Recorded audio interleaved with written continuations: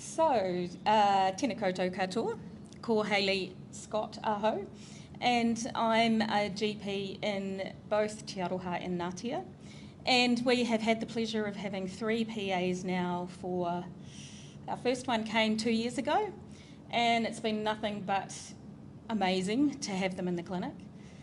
As you can see, I'm a GP from New Zealand, born and bred in New Zealand, never heard about PAs before, but yeah, it's ended up being a really good thing for us and for our patients. So I get lots of questions about PAs, and the first 2 questions are probably the ones that come up the most. So how long does it take to oversee the physician associate? Well, obviously when they first come into the country and they know nothing about ACC and the New Zealand health system, it does take a little bit of time to let them get their heads around that. But one thing I have found is that clinically they come in and they're pretty much ready to go. Pharmac is always a little bit of an interesting learning curve as well. So it's really those sort of things about New Zealand that take a little bit of time to teach. And then during that time too, you're also developing the relationship, and I think that relationship is really important. So in Ngātea we have Chris, and he's been there for 2 years now, and really the amount of time that I spend overseeing him is minimal. I have to sign all his prescriptions and check all his prescriptions, and of course there's the paperwork bit. But apart from that, we spend half an hour every second week where we sit down and go over some complex cases or interesting things, kind of like a peer group really, and that's really all I need to do. I would say that all 3 of them are more like colleagues for me. I actually even go and ask them questions, just like I would with my other colleagues. You know, this is a tricky patient. What do you think? What would you do, and what would I do? So yeah, we've now. Considering that they are seeing 20 patients a day at least, half an hour every 2 weeks doesn't really seem that difficult to me. And because we actually have 10,000 patients across our 2 practices, and we are now at 2.8 GPs. So if we didn't have these guys, we'd be looking after 3,500 patients each, and that wouldn't be working. So we're really lucky to have them, and our communities are really lucky to have them, because otherwise we probably wouldn't have the service that we do now.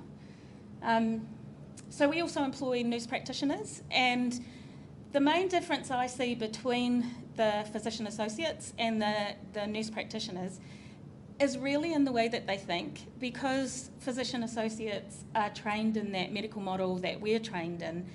They're kind of always on the same wavelength, and so that sort of discussion that you have with them is I guess I would say easy, because that's the way I've been taught. We still love our NPs, so I'm not saying anything bad about NPs, because we also have 2 nurse practitioners, and they're great too. And I think it's one of those and things. You want all of them. You don't just want a PA or just an NP. We want PAs, NPs, GPs, prescribing nurses, and we definitely run as a team, so that, for example, I know what Ryan's really good at, so I will direct some patients to Ryan. I know what my nurse practitioner is really good at, and so I'll direct some patients to her. So the benefits of having a PA for us is that we have a service. We probably wouldn't have a service otherwise.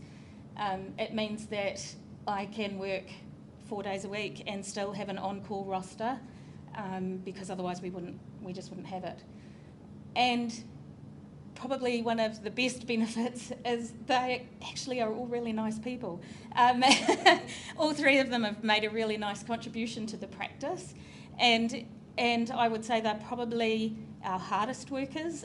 They're always there before me, they leave after me, their work ethic is amazing, and yeah, they've just been a joy to have in the practice.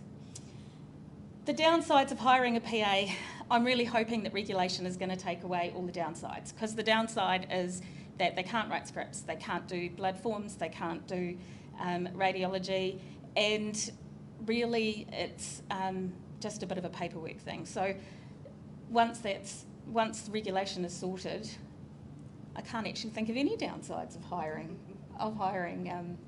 PAs. So yeah, my advice, great, go with it. Get them, they're great, and yeah, they've just been a bonus to our practice.